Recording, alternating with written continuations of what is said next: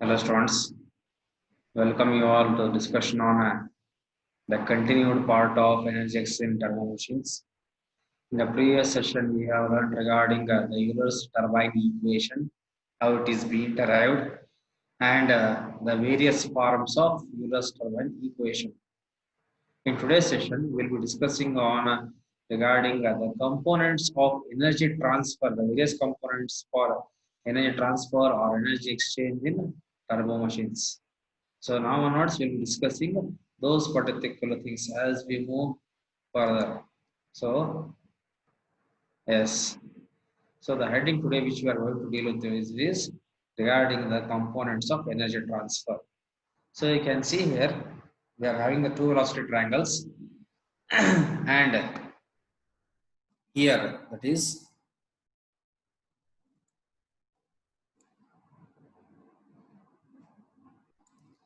this position here. You can see this particular triangle.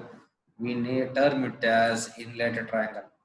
So always in turbo machines, the symbols with the suffix 1, that is V1, alpha 1, VR1, beta 1. So the symbols with the suffix 1, they are representing the properties of inlet triangle.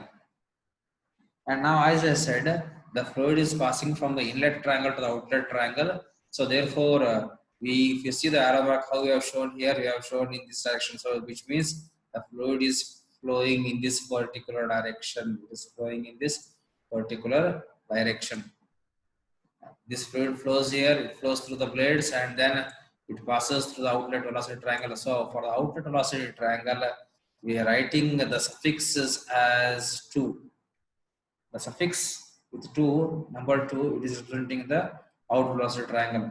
So if you observe here carefully, that is all the symbols beta 2, VR2, V2, alpha 2, U2. So the suffix symbols with suffix 2, the symbols with suffix 2, that is U2, alpha 2, beta 2 with suffix 2, they are representing the outlet velocity triangle. They are representing the outlet velocity triangle. So before we move forward, let us know things.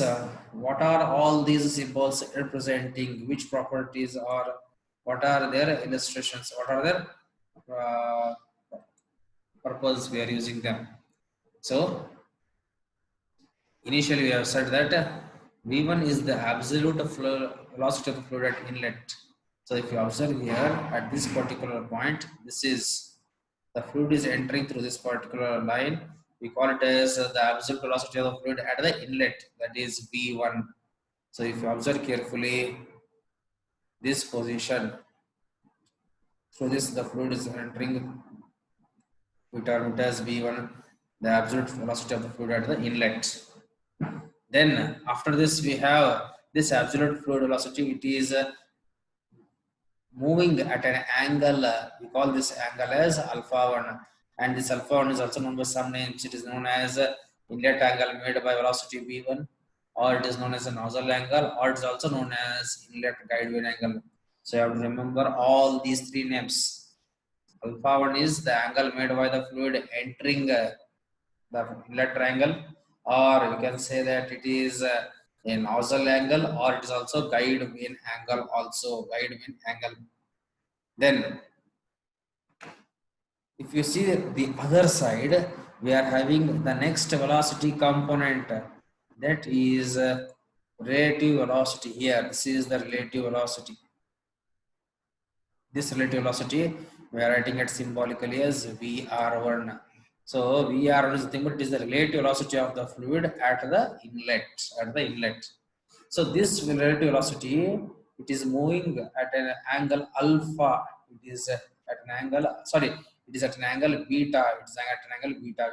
Because the relative velocity is having an angle beta 1, where this beta 1 represents, it may be an inlet row triangle, or you can say it is a blade angle, or it is a moving vane angle. So in other words, you can say that the angle beta 1, it is under continuous motion. That is the name. That is the reason that we are having three different names. Maybe in the form of a moving blade angle, or a moving vane angle. Blade and vane both are same. moving blade angle, or also we call it as an inlet rotor angle. Then between the velocity components v1 and vr1 together, we are having a tangential velocity. So it is from this end to this end, we have the tangential velocity, which is termed as u1, tangential velocity of the rotor at the inlet u1. To this tangential velocity, we have a tangential component. We have tangential component, but see that this tangential component, it is with respect to which one? Velocity of the fluid at the inlet. That is this particular part. We term it as tangential velocity of the fluid. Tangential component of the absolute velocity of a fluid at inlet V1. Sorry, at inlet. It is used by symbol as VW1, or even you can write it as V1 in the textbooks, and in for further discussion I will be using it as V1 itself. So even it is also known as the overall velocity of the fluid at inlet. Then to this tangential component of absolute velocity, we are having a perpendicular velocity. We call it as an axial velocity or a radial velocity. That is the flow velocity. It is known as a VF1. That is the flow velocity. Flow velocity of fluid velocity, absolute velocity VF. So it is also known by symbolically, you can use VM1 in some textbooks. But for my further discussions now, notes I'll be using the flow velocity inlet as VF1 itself.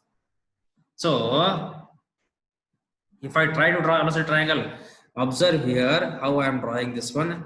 I said initially it is entering with an velocity V1. It is entering with velocity V1. So arrow mark direction in the upward form V1. Then I said that it enters the absolute velocity V1 at an angle of alpha 1. Then the next point I said was to this inlet absolute velocity of the fluid at the inlet, we are having the relative velocity that is VR1 with an angle beta 1, and both the velocities are having both velocities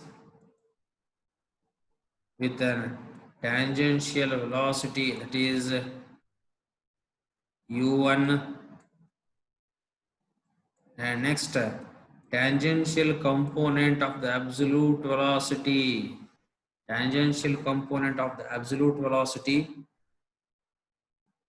tangential component of the absolute velocity, it is with respect tangential component with respect to the absolute velocity is v1, and this is vu1.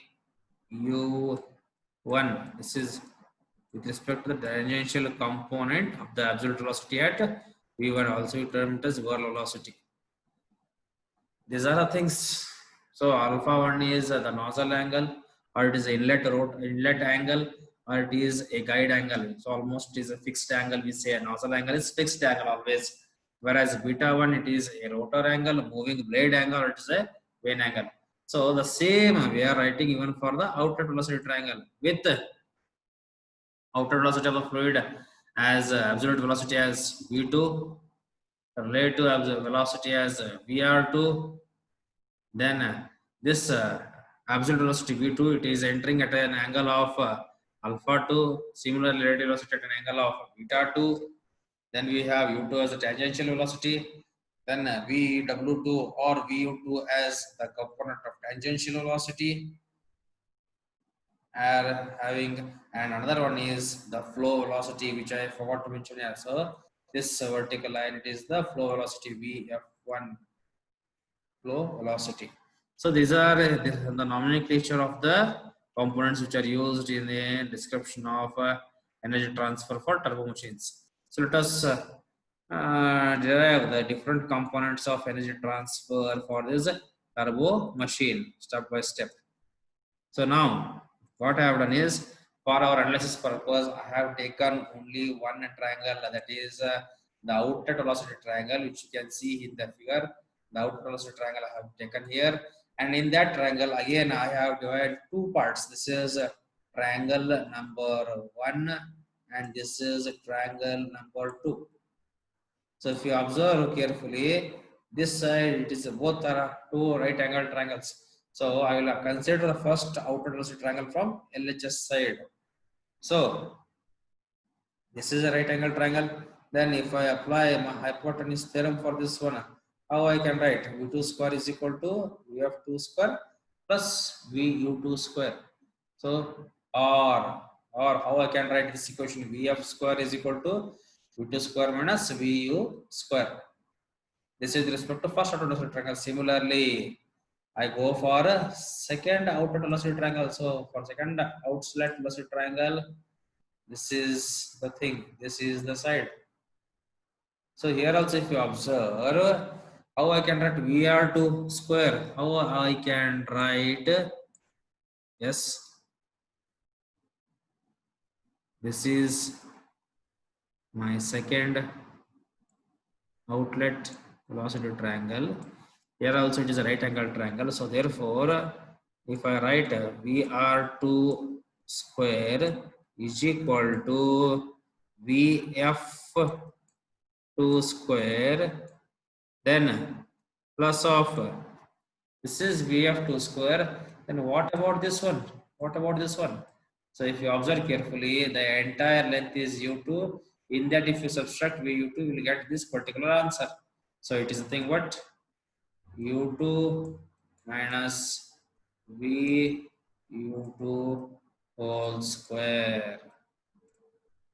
It is whole square. So with this, how I can write the outer velocity triangle directly? I will write as for EF square itself, because this VF is common for both sides.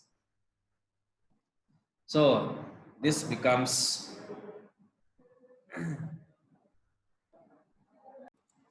so as I was saying, we have got VF2 square is equal to V2 square minus VU2 square. Similarly, for the second outer velocity triangle, I can write it as directly I will write VF2 square is equal to VR2 square minus U2 minus VU2 whole square.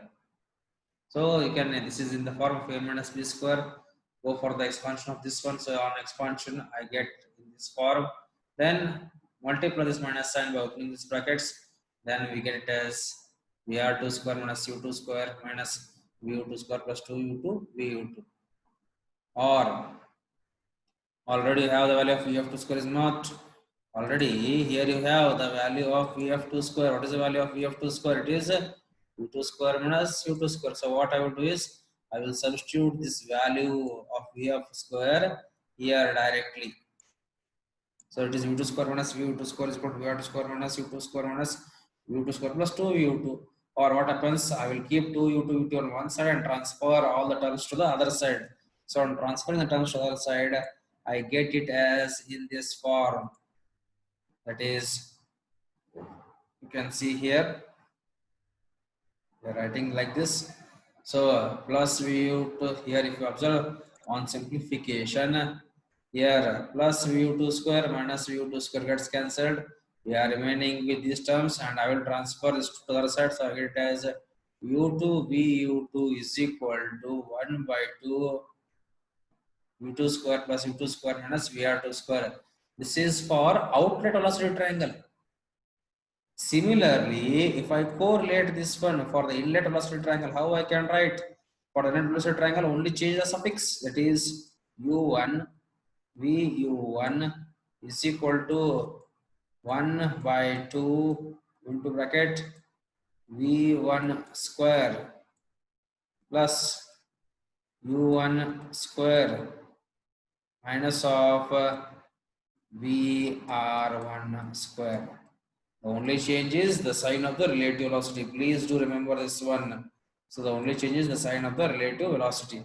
So in this way, I can go for the writing of inlet velocity triangle. That is, we have this one U2 is equal to 1 by 2 U2 square plus U2 square minus VR2 square.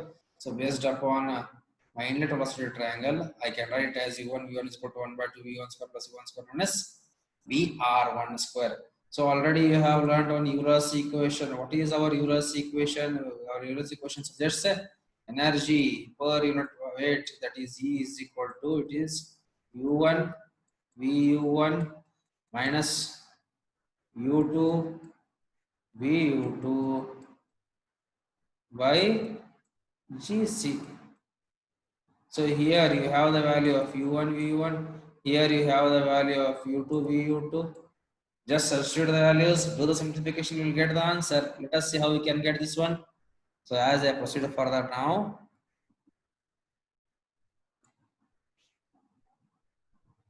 yes, energy is equal to delta S dot, that is the same answer because energy we are writing in kilojoules per kg, even the enthalpy is writing in kilojoules per kg, that is U1 V1 minus U2 V2 by GC, energy per unit weight.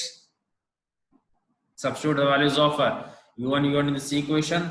On substituting, what we get? We get this in this particular form. Now what I will do is I will rearrange these terms. How I can rearrange it? Let's see. What I will do is V1 square minus U2 square. Similarly, U1 square minus U2 square, and the remaining is minus VR1 square minus plus VR2 square minus VR1 square. I am going to manage it. Let us see how I can rearrange these terms now. So on rearranging, I get in this form. Now, if you observe here, the inlet absolute velocity, it is greater than the outlet absolute velocity, which means it is a case of an power generating machine or a power producing machine, that is example turbines. So if you observe here, for the power generating machine or turbines, we are writing it as V1 square minus V2 square plus of the centrifugal component U1 square minus U2 square plus relative velocity is here, it reverses. Please be careful. Here we are writing VR2 square minus VR1 square. In the examination, in the hurry, what you do? Here you write even VR1 square minus VR2 square. No, you have to write relative velocity VR2 square minus VR1 square for power generating machine. If it is a power absorbing machine, then we write it as SAS. Before that, one more point I would like to tell you is this V1 square minus V2 square, it is associated with the kinetic energy of the fluid, which is the thing what it is the dynamic head. It is the dynamic head, that is this particular part is a dynamic head, whereas the other two components, how many components you are seeing right now here? This is component number 1, this is component number 2, and this is component number 3. Out of 3, one is the dynamic head. These remaining, these two, they are coming under the static head. Let us see here now. For power absorbing type, only the change thing is we have to change these equations and automatically we will get the values negative. Negative volume means it is an energy absorbing machine itself. So I can write it as E is equal to 1 by 2 GC. Exchange of terms, that is V2 square minus V1 square plus U2 square minus U1 square, again plus. Now here we are having VR1 minus VR2. We are having VR1 minus VR2. VR1 square minus VR2 square. This is for power absorbing machine. The same I am writing here now in the mathematical form. That is V2 square minus V1 square plus U2 square minus U1 square plus VR1 square minus VR2 square. Please note that if you are having a power absorbing machine, the position changes. Here you can see. So all these three components together we term it as total head. Component number 1, that is the kinetic velocity head. Component number 2 is centrifugal energy, and third component is the relative velocity of the absolute fluid. So therefore, you can write them in this form also using this components. I said this component V1 square minus V2 square by 2GC. It is what? It is change in the absolute kinetic energy of the fluid, which is known as dynamic energy. It is a dynamic head, coming to dynamic head. Similarly, U1 square minus U2 square by 2GC.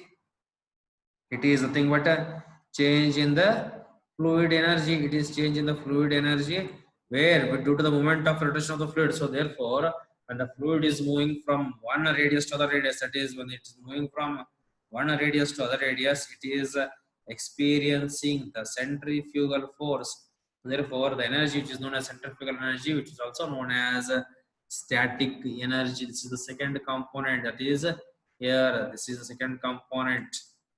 Then the third one is the relative velocity component. So in the relative velocity, you can say that it is representing a kinetic energy change due to relative velocity change, which is known as a reactive component. So therefore, VR2 square minus VR1 square, we term it as the reactive component, and it is a kind of a static energy. So if you go for writing the general form of the energy equation, the form of energy components, we are writing the equation as in this form. It is E is equal to GH, or it is 1 by GC into U VU1 plus or minus U2 VU2. So if it is a power absorbing machine, we are say that the value of U1 VU1 has to be having the same signs. So the direction magnitudes of V1 and V2, it is possible that if we are having V1 V2 of the same signs. So if they are in the opposite directions, then just we add up the quantities, we get the value of energy or power. So how we get in the opposite directions? They are in this fashion. U1 U1 plus U2 U2 by GC. That is the energy equation. Or if they are in the same directions, then it becomes U1 V1 minus U2 U2 by GC. So in today's session, we will stop here itself. In the next session, we will be discussing some of the terms such as the impulse turbine, reaction turbine, then the degree of reaction and other terms. Okay. So today we shall stop here itself. In the next session, we will be discussing the different terms, as I said, regarding the degree of reaction, then Boeing inflation factor, then the impulse turbine, reaction turbine, other cases. Thank you, students.